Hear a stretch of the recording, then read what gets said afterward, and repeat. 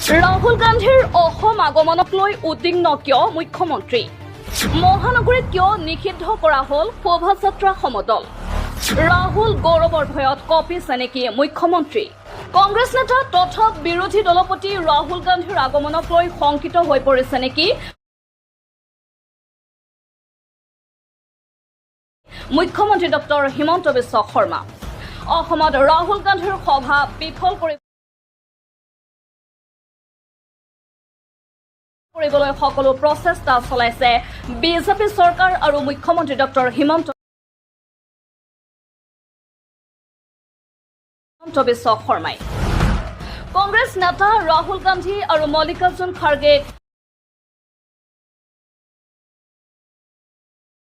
আদৰণি জনাবলৈ কংগ্ৰেছে চলোৱা সকলো প্ৰস্তুতিতে বাধা আৰোপ কৰিছে বিজেপি চৰকাৰে ইতিমধ্যে মহানগৰীত জাৰি কৰা হৈছে সকলো শোভাযাত্ৰা সমদলত নিষেধাজ্ঞা ৰাহুল গান্ধীৰ অসম আগমনৰ প্ৰাক মুহূৰ্তত জিলা প্ৰশাসনে জাৰি কৰিছে এই নিষেধাজ্ঞা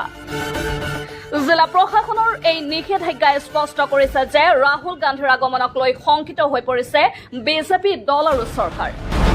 ইতিমধ্যে কংগ্ৰেছ নেতা ৰাহুল গান্ধী আৰু মল্লিকাৰ্জুন খাৰ্গেক বিমানবন্দৰৰ পৰা আদৰি নিবলৈ সাজু হৈছে হাজাৰ হাজাৰ কংগ্ৰেছ কৰ্মী আনকি সৰ্বসাধাৰণ ৰাইজেও ৰাহুল গান্ধীৰ অসম ভ্ৰমণক লৈ উৎসাহী হৈ পৰিছে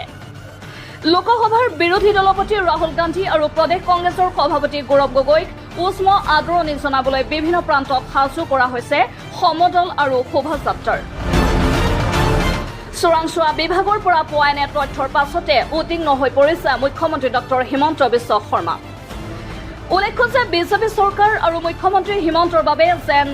দাঙিব নোৱাৰা বোজা হৈ পৰিছে ৰাহুল গান্ধী আৰু গৌৰৱ গগৈ বিধানসভাৰ নিৰ্বাচনলৈ মাজত মাত্ৰ কেইটামান মাহ বাকী থকাৰ সময়তে ৰাজ্যত বিৰোধী দলটোৰ উত্থানে টোপনি হৰিছে শাসকীয় দলটোৰ লগতে মুখ্যমন্ত্ৰী ডক্টৰ হিমন্ত বিশ্ব শৰ্মাৰো